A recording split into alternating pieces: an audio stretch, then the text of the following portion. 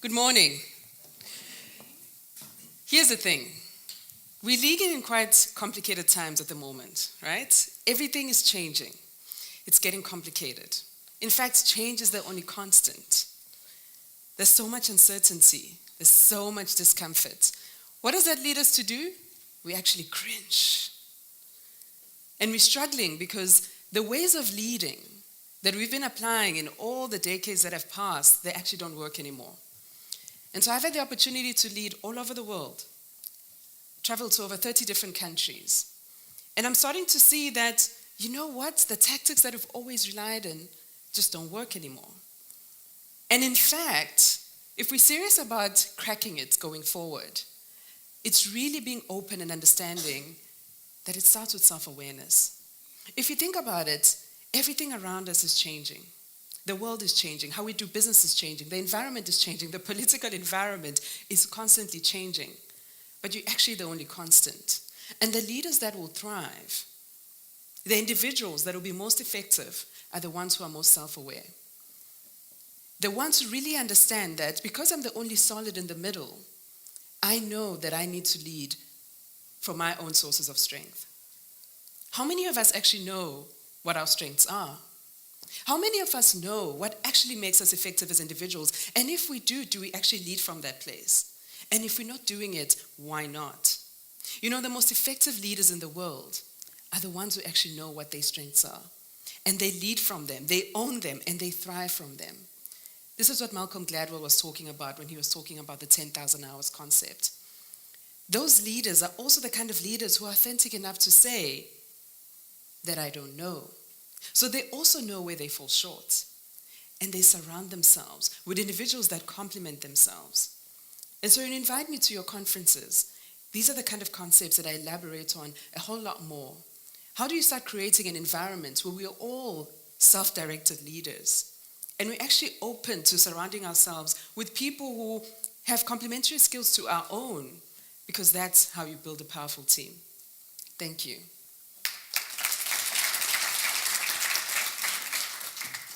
Zipho, it's so great to have you here this morning. And Thank you. I'm really lucky to be able to conduct this interview with you this morning. Thank you. And if I had to read out your full biog, I think we'd have to, take half the morning just to get through all the stuff that you've done.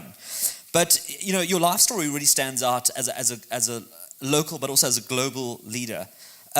How were you able to achieve that in the period of time that you have? Absolutely. I get asked this question all the time, the question of how, right? I mean, coming from the circumstances that I've been and being able to achieve some of the stuff that's significant, not just locally, but in a global context. And for me, it boils down to something very simple as, nonconformity. So I challenge any stereotype that the world has about what you're able to achieve based on your background, how you come across, or where you would like to be. And so I look at all of us in the room and I'm saying, how would we be if we actually just stopped conforming? And we started asking ourselves, but what's that real authentic leader that sits within myself? And letting that person comes out. Because that person is unique. That person stands out. And in fact, that's the person the world wants to be led by. And so I encourage all of us to really think about, how do we stop conforming and really start bringing our true, authentic selves out to the world? I think authenticity has been a bit of a theme this morning. I think it's come up in more than one topic of conversation.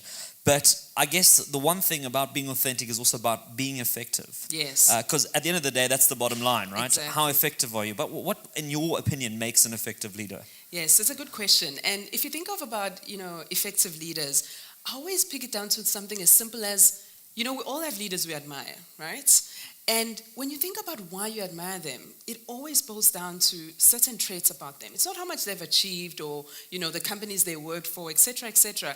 It's what are those traits that if I think of them, come to my mind. Because those are the traits that have made them effective. Those are the traits that have made them stand out.